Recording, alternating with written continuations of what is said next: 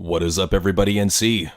JC and We are back with Spiritual Talk Live, and this is actually a sequel to one we've done before, but it's such an important topic that I was like, you know what, we got to do a part two. So this is part two of Trust in God, and there's so many reasons why I trust in God. I've been through a lot, and when you've been through a lot in your life, you trust in God. My brother, he's been through a lot. That's why he trusts in God, and it's almost like the pain of this reality brings you closer to God. And that's why I've always gone with that motto, no pain, no gain. It's not just for physical gains, it's also for spiritual gains as well. If you really want to gain something in this life, you gotta go through pain. That's because what it does is it forces you to take your hands off the wheel and say, Lord, help me out. It forces you to put your ego aside and be like, I need some divine intervention here. And when you truly trust in God, that's when you start to see the miracles happen. That's when you start to see the good happen at all times. And just recently, I had a family member that had a very ill mother. And, you know, she had sepsis. It was getting to the point that she was getting close to death, and she's already up there in age. And she was diagnosed as having 20% function in her kidneys. And I had a big prayer circle going, all sorts of people coming together and praying for her. And literally overnight, she's starting to get better. She's becoming coherent. She's able to walk somewhat again. She at least can walk around the room. She's getting better. You know, she's showing signs of improvement. She can actually do phone calls. So it's just to see her in a state where she's like that detrimental, you know, where she's in that much pain and that much suffering, and then to see her come out of that quickly, that's the power of God right there. I was talking to a coworker of mine, and he had told me a while back, he's like, you know what, yeah, I found out I got cancer. And I was like, you know what, man, you need to try a couple things. Let me recommend a couple things to you. And I was like, you got to go ahead and try fasting. Try at least a 3 to 4 day fast. Do it with water. Make sure you got your electrolytes, black coffee if you really want, but do that for 3 to 4 days, and you will actually see the cancer tissue get eaten away by your own body. Your body fights it off. I told him about stuff like soursop, for example. I told him about just what was it? There's a certain type of seed. I forgot what type of fruit it was, but I started telling him about all these different things that worked. Alkaline water was another thing that worked. And he told me, he's like, yeah, my cancer is actually getting better. He's like, you know what? I feel healthier. I'm putting on weight again. And to see stuff like that, you know, when you trust in God and you trust in the ways that help, the natural ways that help a person heal, I think that's what it all comes down to. Because a lot of people, they have this preconceived notion that if I'm going to get better, I need to go to a doctor. I need to have a doctor tell me, oh, this is what you need to do. This is what you need to do. This is what you need to do. You got to ask yourselves, how did the natives do it for as long as they did? You got to ask yourself how all these ancient civilizations, especially over in Eastern medication, how they were able to come up with these remedies without going the pharmaceutical route, by just using herbs. How they were able to do this and how it's still effective to this day. And when you start to find out about all these ancient remedies and how they're pretty much, a lot of them are in your backyard if you know where to look for them. When you start to find out about this stuff, it's just, this is what God meant for us. I think he meant for all this nature around us to be used to help us. And unfortunately, in this pharmaceutical society, we're told, hey, chug down more pills. The more pills you chug, the better you're going to feel. It's going to fix whatever you got. Oh, but then we need a counter medication for that medication, and a counter medication for that one, and a counter medication for that one. And it becomes this cycle where they try to make you into being a pillhead. And I feel that that's what they want. I feel they want everybody under some sort of slavery of some sort. I know we're all born as slaves, you know, Social Security system, that's well known. But they want us as more of a slave than that. They want us either hooked on something, addicted to something, hating something, divided by something. They always want something negative out of us. And that's why in these times especially, you have to trust in God. And I saw this tweet earlier this morning. I was just scrolling through Twitter, waking up, and there's a tweet that was showing off anytime somebody said Jesus Christ on the air, they would cut the feed. And they were doing this multiple times, multiple sport outlets, CNN, ESPN, Fox News. And to see this, it was just, that to me is proof of the power of the Lord. That to me is proof of just the power of Jesus Christ. When you see like a reporter squirm at the mention of Jesus Christ, when you see them immediately cut away and not even explain afterwards, you can tell they're doing what they have to do to serve their masters. I think it's disgusting, but at the same time, it shows you right there and then that there's nothing immoral or there's nothing controversial about the name Jesus Christ. No. There's nothing bad about anything that he did. In fact, he sacrificed his own life so he could heal other people. He could heal others. He could be there for others. And that's why I think it's fundamental to me that people need to realize that, yeah, you need to trust in God. You need to realize the power of Jesus Christ, especially in these times. And especially in this economy, when you see like the inflation going up, you see this war of the idiots with Kamala and Donald, you really need to trust in God that no matter which way it goes, whether it be Kamala or Donald, we're going to be taken care of. We're going to be taken care of. And thank you so much, Apricot Kernels. That was what I was thinking of. Thank you for doing that. Also, I agree with what Christopher was saying here. You also have to put forth the effort. And that's why I feel like a lot of times with prayer, you have to make it a part of your daily routine. Whatever you do, try to do it when you first wake up. Try to do it before you go to bed. But try to make some time, at least one time during the day, for God. You have to make time for God, or God's not going to make time for you. That's just how it works. And this goes with all spiritual practices. Whoever these people pray to, whatever being they pray to, the more prayer you put in, the more energy you put in, the more that being will work for you, so to speak. 100%. And I'm not trying to do it like a manipulation tactic or anything like that. It's just simple as that. But with Jesus Christ, when you praise him, you're not doing it for manipulative means. You're doing it because you genuinely love Jesus and you're grateful for what he's given you in your life. You're grateful for the challenges that he gives you to make you a better man or make you a better woman. Yes. And 100%. Yeah, and I gotta just real quick about just the power of prayer and just like what I do to really get God to listen to your prayers, because a lot of people say, well, I pray and God doesn't answer it. One of the things that I've done, if I really want to manifest something, is I'll fast for 3 days, and I'll just say, you know what, God, Lord Jesus, just I'm gonna leave this in your hands. You're going to handle this for me because you can handle it way better than I can. You'll find the perfect solution. And 10 out of 10 times, that's what happens. I just think that we got to learn not to hold on and have like our egos get in the way and just let God take care of it entirely. Because I feel that whenever I want a certain thing to happen, God will fight against it. But when I say, you know what, God, I'm going to leave it in your hands, God will he'll fix the problem entirely. So I just think really what people need to do is learn to really trust in God and trust that God knows what's best for us. And remember that it's not what you want, it's what you need. He will always provide you with what you need if you truly trust in him. And he'll always be there for you if you truly trust in him. And if you put the time in, if you put the work in. Absolutely, 100%. That's what you need to do. And it just, to me, I think a lot of people are just jaded. They get jaded, like they get in that trap like you're talking about, where they say, I always pray to God and he never answers my prayers, or he had my mother die, or he had my father die, or he threw this my way, he threw that. You have to look past that and look at all the good that he's put in your life. Bad things happen in people's lives that directly affect others. That's just the way it is. Shit happens. At the same time, though, it's like you can't blame God for every bad thing that happens in your life. And like, for example, like, let's say you wanted this job promotion. You were like, I'm going to get this job promotion. I'm telling you, I want it. I have more seniority than this other motherfucker. I put my time in. I deserve it. You'll be putting that energy out there, and you'll find out that you didn't get the promotion. And then you'll curse God. God, why didn't I get this promotion?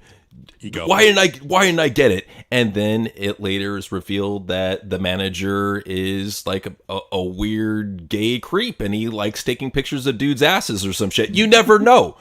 I'm just theoretically throwing out a situation there, but like that could be a situation, or you could find out that maybe that one of the other coworkers in there is scamming on other coworkers, and stealing their shit, doing time punch fraud. Such weird shit happens in the workplace. Trust me.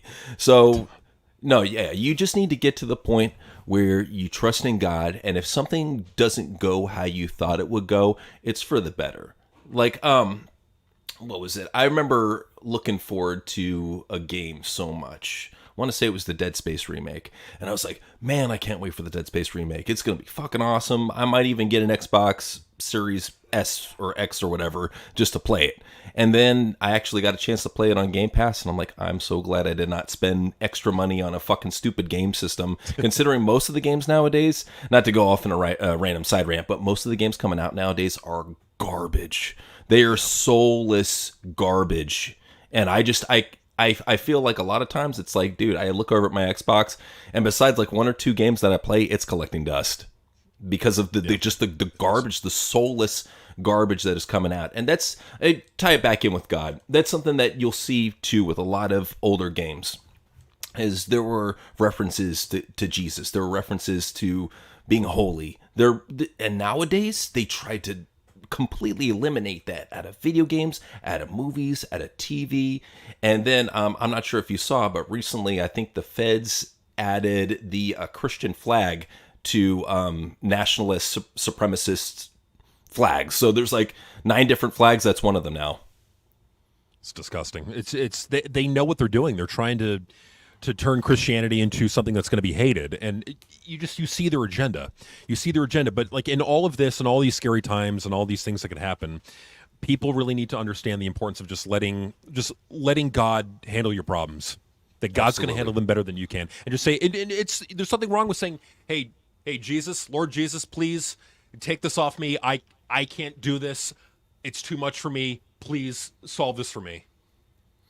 Yeah, I mean, you have to surrender at times. You have to surrender to the Lord and just let him have it. But and that's the thing too, is the closer you get with God, the more he'll prevent you from those learning situations in such a dramatic manner. The more he'll give you softballs instead of like fucking hard balls when you're first starting along your mission, when you're first starting to get back into the groove. Once you start getting in the groove and you've been talking with God for a while, he'll be a little bit more lenient on you because he's seen your dedication and he's seen your hard work. And that's what it is with anything. If you want to see something come to fruition in your life, you have to put the work in. It doesn't matter if it's mental, physical, or spiritual. You have to put the work in.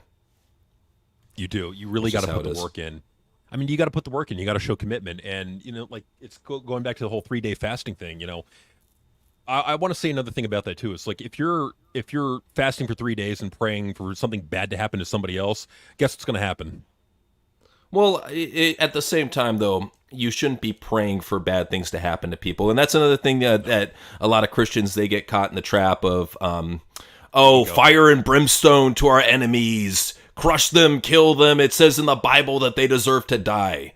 What you have to understand is that you can't take everything literally in the Bible, especially the Old Testament, to heart. You have to just keep in mind that what they're professing is bad and you shouldn't do it, and that it's immoral in some way, shape, or form. And if you really want to go and look into it, they can show you why it's immoral and why it's not good.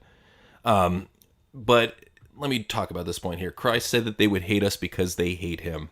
Mm-hmm. And that's what it comes down to, is anybody who's ever had any interactions with people who ride with demons, or even demons for that matter, if you've ever had any interactions, say the name Jesus Christ around them, watch them squirm. I have never seen Satanists more uncomfortable when I mention that name. They squirm on the spot. They hiss. You get a reaction, not out of just them, but the thing inside them. The thing that's pulling the strings, so to speak. And that's why you see a certain religion. I'm not going to say the religion, but you see a certain religion, especially the old school roots. They hate Jesus Christ. In fact, there's a couple that hate Jesus Christ, but there's one specifically that hates Jesus Christ so much that they said he was boiling in feces. Now, just the disgusting stuff that they teach their people, the division tactics they teach their people. the hate and evil that they teach their people, because it's taught in their religion you're doing good. And that's the sad thing, is that it's all inverted now. And if you look at all the tie-ins, you get to see how it all connects. And you see that this is definitely an inversion agenda. When you have something that's wholesome and good and teaches about love and respect and kind and caring is demonized. Only at a time like that do you know that if you are with God, you're going the right way. It's true. It's true. It's just so true. And you could see that when you let God into your life and you become devout in just letting God, just loving God and trusting that everything is going to be okay for you, you'll see the miracles manifest in your life. Oh, absolutely. Well, and that's really what it is. And another thing we've said before, and you will see it, is synchronicity. The closer you get to God, the more you'll see weird events happen. Like you'll be talking about somebody, and literally a second later they'll come on the TV, or you'll see a billboard, or come on the radio, or you'll get an internet pop-up, or something happens. Twitter ad, something happens where it was just, you were just talking about that, and boom, there it is. And when you start to see that, that's another sign that you're getting closer to God and you're on the right path. So I want to mention something a little bit. It's going to sound kind of funny, but I'll go and talk about it. So there was something about a year ago that I was kind of dreading and fearful of, and I was just like saying, God, just send me signs that you're protecting me, that you've got my back on this, because I always like to have just God show me the signs. It kind of freaks me out, but in a good way. Yeah. So in my backyard, now there's no way that this could have been in my backyard because they don't live anywhere near. I saw a black turtle in my backyard with a cute little red stripe on its head. It was an adorable little thing. Nowhere near where turtles would be. So I look up what a black turtle means. It's a sign of protection. Yeah, and that's the thing too, is that it's weird, especially at this place I moved into. Like shortly after we moved in, just animals started congregating towards us. Like whether it be like dogs, cats, we've had deer come in the yard. It's weird. It really is weird, but I guess it's a sign of guardians. I don't know, but either way, I find it comforting that I have this many good spirits around me, and I just saw this on the chat. This got my attention. So last year during my first 5-day fast, I prayed for superstar Billy Graham because he was on life support. He came out of life support, and then I felt the Holy Spirit. He later died, and I asked God why. He said because it was his time to go, but he answered my prayer. Show me the power of prayer and fasting, but it was his time to go. And that's just how it is too.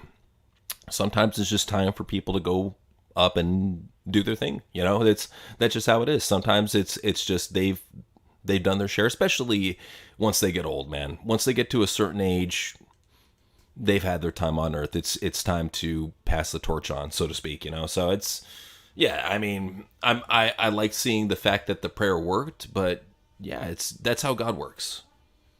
He like you might be asking yourself why did he do this? Why would he take this man off the earth? Nothing personal. It's just his time, There's a comment in the chat I really want to answer. Whose? From Lennon over here. Oh yeah, that one got me too. So go for it, yeah. JC. So yes, there is a lot of evil in this world. Yes, there is a lot of negativity and stuff going on.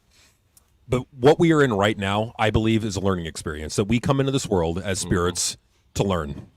And sometimes it's our time to go, and I think the evil things that we see, the evil that's allowed to reign, is all to teach us, is all to learn from. Mm-hmm. But I also do believe in the Bible. But I believe in the Bible and Revelations, where it says that Jesus, when he comes back, there's going to be a 1,000-year reign of peace. So I think that, and it said that the beast would roam and wreak havoc and do a lot of the shit that we're seeing now. Mm-hmm. So I think that is what's going on. I think that the devil is being allowed to reign, but when God comes back, he's going to clean this up. So. Yeah, I've talked about this a lot because this has been a frequent question on Spiritual Talk, on Question Everything, and on the reason why evil exists is a catalyst for our soul to grow. Simple as that. Like I said earlier in the podcast, no pain, no gain. That's how it works. If you don't have any pain in the spiritual world, you will not get closer to God. There is no catalyst for you to get closer to God because everything's good. Everything's nice. And a lot of people, when they get complacent, why would you be grateful? Why would you pray when you already got everything? Especially if you're not raised that way. No, you have to learn to love God. You have to learn to trust in God. And you need to learn that, just like my brother was saying, bad things happen. Like, for example, a child dies. Maybe that was their time to go and be reincarnated to another body. A lot of these lessons that we're seeing on this earth, especially in this time right now, what's going on is this is definitely, it's a looking scope into how bad it can get. And trust me, it can get way, way worse, especially if you look at the fact that history repeats itself. And we're looking at the Sodom and Gomorrah times. This is just basically that time. And then probably 5 to 10 years from now, we'll be looking at everything that happens in Revelations. It's everything that we've been seeing predicted, whether it be through Edgar Cayce, whether it be through Nostradamus, even the Bible itself. All these events are coming true, and it's all telling. Well, just real quick. So, like, and a lot of people say, we're cursed to be alive in this time. I look at it the other way, man. I think we're incredibly blessed to be in this we're in such a profound time of change and revelation going on right now. We're lucky to be here. We're lucky. We're lucky to be the people that are going to live through revelation. Like, out of all the billions of people that lived on this planet, we're the ones to go through this. And just all the changes that we've seen, we're going to be the first people to actually see aliens contact our government, even though we know it's an op. We already know that. We're going to be the first ones. Exactly. We're going to be the first ones to see the Antichrist. We're going to be the first ones to see the Revelation events unfold. We're going to be the first to see just all this crazy shit that they've been talking about for the longest time. You may even see Atlantis come back up. All this crazy shit that they've been talking about for the longest time, you're finally going to see it happen. It's a crazy, crazy thing when you think about it. Well, and you said about Atlantis, I mean, we know more about outer space than we do about the oceans. It's deep. It's real deep. Lennon was also saying, you guys might be right with animals, though. I do believe in Mother Nature. I had a ladybug flying on me, kept bothering me, LOL, and stray cats come to me, so I put food out for them. And that's what I do, too, man. If I have, I actually have a little family of stray cats, I give them food. It's like, fuck it, I'll help them out. But yeah, no, it's, if you have animals drawn to you, that's a good thing. That means that your soul is on the right path. He was also saying, unfortunately, I lost some kittens from illness, and I never cried so hard and in pain every day. Missed them a lot. They were like kids to me. We did a spiritual talk on letting go, and the big topic of that was, like, I did that one day after I lost one of my cats, Mindy, and I love that cat. I really, really love that cat. Such a sweetheart, and I felt kind of bad because I always favored one cat over Mindy because we had two, and I always favored that cat over Mindy, and just because Mindy was a sweetheart, but she was just very annoying, but she's such a sweet girl, and just I felt so bad. I felt like I didn't put in enough love towards her. I felt like I neglected her in comparison to the other cat, So no, yeah, it's like, trust me, and I cried about that quite a bit, man. And that's the thing too, is for anybody saying, "Oh, you fucking fag, cry about that." Nah, dude, it's like no, it is perfectly okay for a man to cry about losing an animal or a loved one. There's nothing wrong with that. And if you think otherwise, you're a fucking brain dead moron. Well, and let's look at it like this too. How lucky are you to have had Mindy in your life? I'm incredibly lucky. I'm very blessed that I had her for the 5 years that I did. She's a great cat. Unfortunately, she had an aneurysm, and we had to take her in. And I was at work when I found out too, so I had asked to get off early, and luckily I was able to. But they cut me early.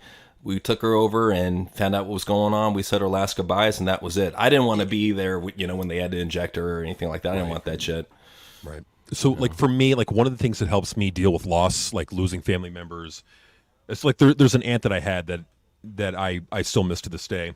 But I always say to myself, what? I'm so glad that I had her in my life, and I got to know her. And she's such a sweet woman to me. But, it does make me choke up from time to time. But at the end of it, in the grand scheme of things, I'm so glad to have known her. I'm so glad to have known the people in my life that I've lost, because I got to know them. It's that old saying. So it's better to have loved and lost than to have never loved at all. How lucky are we? How lucky are we to have had these people in our life? Just to have experiences with them, to have memories that you can retell other people about them. That's powerful, man. That's where a person truly lives on, I believe, is not in this physical realm, but in the memories of others. That's where the true power of your spirit comes, and it really is something that's very underestimated. Christopher was saying, last year I was walking my puppy when she was attacked by an untrained pit bull that nearly killed her. Myself and 4 other people saved her. After that, I came back into believing in God.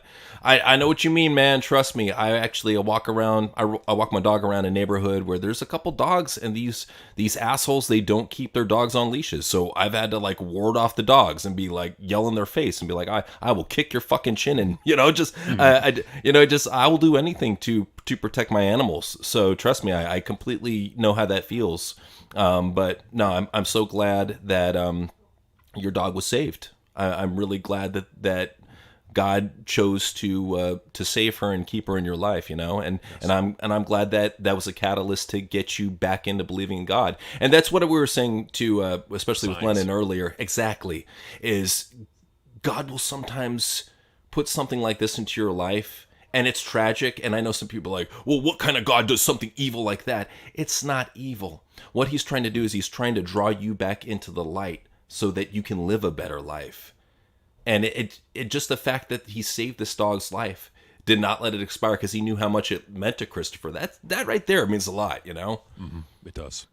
So Trent High was saying, I was born as a Buddhist, but when my mom was sick, I prayed to the Lord, if he heals my mom, I will follow Christ. Then that same year when my mom healed, I met my wife who's a Catholic and I converted. That's awesome, dude. Nice. That's so awesome. I'm so glad to hear that.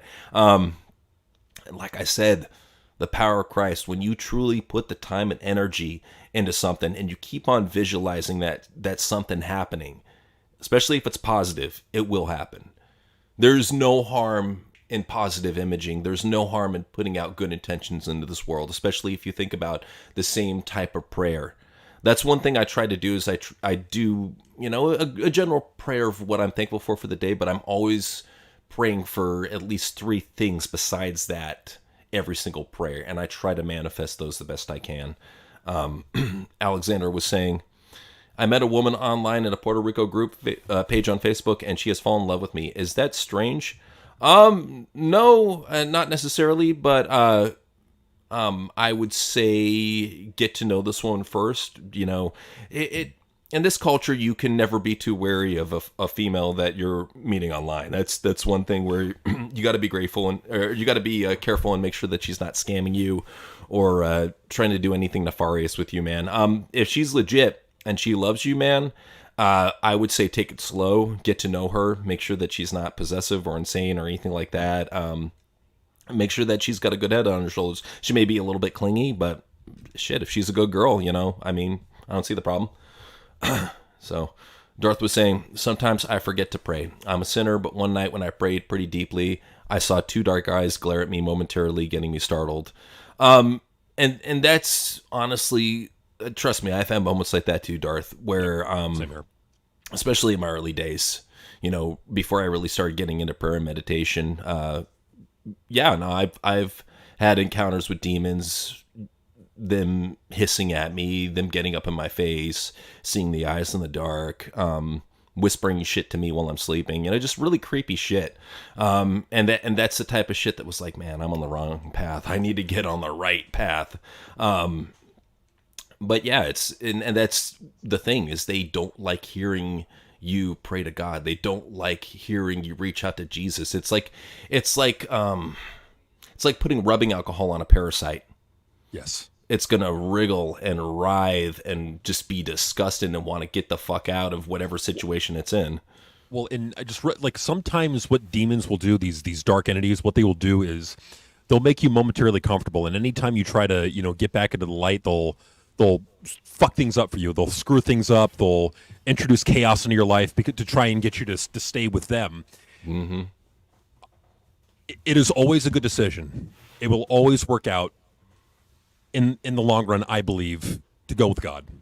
100%. Oh yeah, well, and just like you said, you're absolutely right about that. Is that you will have roadblocks when you're first starting to get back into God on your road from being a sinner. It's not going to be something where you just start to get back into it and shit's going to be it's going to be perfect. It's not going to be perfect. You're going to have your learning experiences, so to speak. God's going to give you some learning experiences to get you on the right path and to get you out of the ungodly lifestyle which you've grown accustomed to. And a lot of us do, man. A lot of us get very accustomed to that. Like the gambling, the drinking, the porn, the watching horror movies, listening to disgusting violent music. It just you're like, oh, this is badass, yeah, and you get into it, and then you start to realize, wow, this isn't the best for me.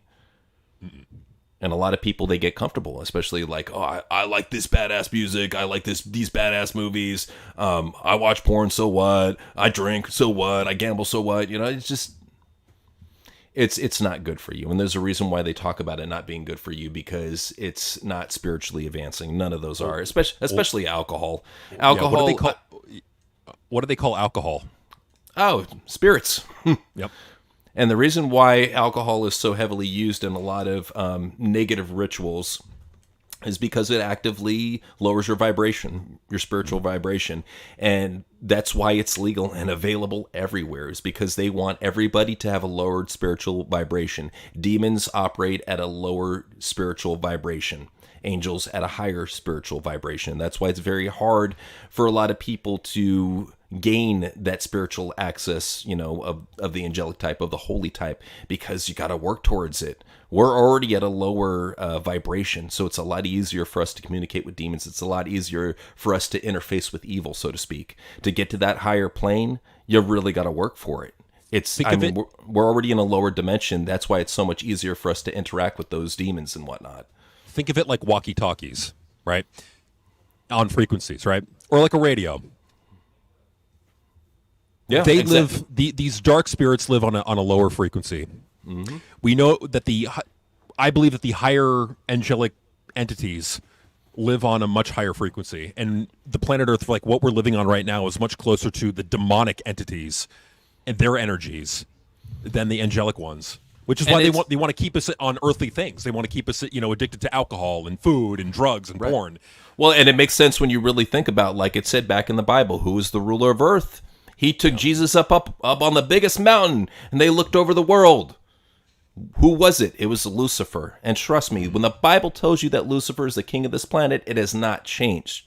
And like we said a long time ago on the question Everything on Lucifer, Lucifer is the catalyst here to bring about change in your spirit, to make you closer to God. I personally have always, and I would get so much shit from this for Christians, but I've always felt that Lucifer is a double agent. I always think of him, like his role, like the double agent from Inglourious Bastards. Like he's working for the Nazis, but he's actually working for the good guys too. What is his nickname? The Lightbringer. Yep. Was he, in what position did he have in God's elect? He was his right-hand man. Exactly. So that should tell you right there, maybe this is part of God's big plan to help us spiritually advance. I've read a lot of different ancient texts, and one of them was a old Sumerian Sanskrit that was talking about how Lucifer saw that Yahweh's Garden of Eden was too perfect, and that Yahweh was doing nothing really to spiritually advance his people. So he was like, you know what? I've been sent here to take control of the situation. Who knows? I mean, it's a very crazy situation when you really start to delve that deep into the roots of the realism of Lucifer, Jesus Christ, of Yahweh, of who all these characters that we read about. Leonard was saying, yeah, I watched Poon. I know it was bad, but it's a long work in progress. Hoping my testosterone just dies out one day when I'm older, since I got no girlfriend. The biggest thing that can help you with that, Lennon, is just keep in mind the Lord's Prayer. Try to do the Lord's Prayer at least twice a day. Deliver us from evil. If you keep that line in mind at least twice a day, you're doing your best to deliver yourself from evil. And eventually it's going to get to the point where you don't have that craving anymore. Sure, you're going to get bored and you're going to be like, fuck, I already checked out all the news I can. I fucking played this video game already. I'm bored of that. Shit, I'll check out porn.